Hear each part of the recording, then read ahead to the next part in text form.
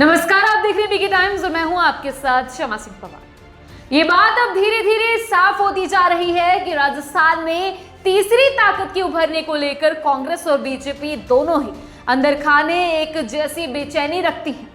आंध्र विधानसभा उपचुनाव इसका सबसे ताजा और बड़ा उदाहरण बनकर सामने आया है।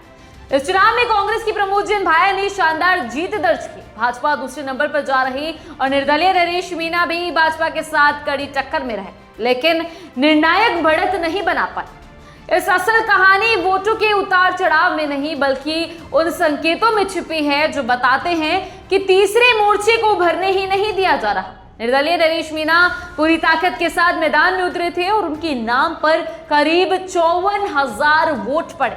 ये किसी साधारण उम्मीदवार की बात नहीं थी।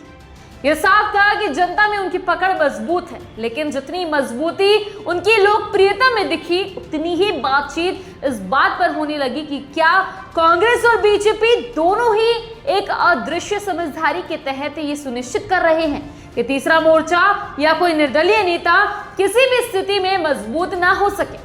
भाजपा प्रभारी राधा मोहन दास अग्रवाल के तेवर भी इसी कहानी को हवा देते हैं।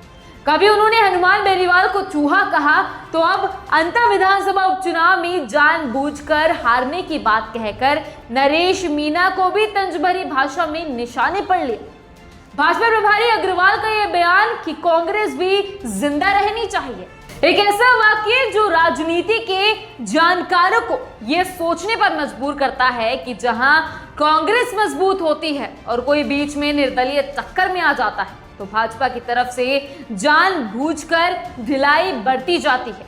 अंत में भाजपा की तरफ से जिस तरह का अभियान चला, जिस तरह के उम्मीदवार को उतारा गया और जिस तरह से अंदर खाने वोट ट्रांसफर हुआ, उसने इन आशंकाओं को और गहरा कर दिया है।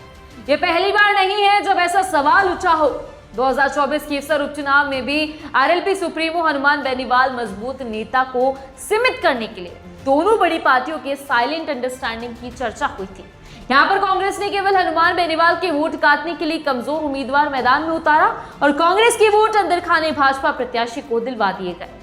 ऐसे में हनुमान बेनीवाल का ये कहना है कि तीसरे मोर्चे को कमजोर करने के लिए भाजपा कांग्रेस तो एक हो जाती है, कहीं ना कहीं सही साबित होता हुआ दिख भी रहा है।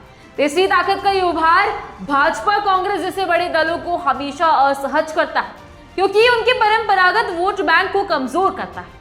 अंत उपचुनाव भी उसी कहानी का हिस्सा लगता है। कुल मिलाकर चुनावी नतीजे बताते हैं कि नरेश मीणा और हनुमान बेनीवाल जैसे लोकप्रिय चेहरों को जनता समर्थन तो दे रही है, लेकिन एक व्यवस्थित राजनीतिक खेल तीसरे मोर्चे को निर्णायक बनने से रोक देती है।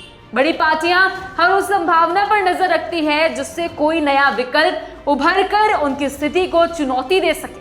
अंतर उपचुनाव और उससे पहले खीवसर उपचुनाव का संदेश साफ है।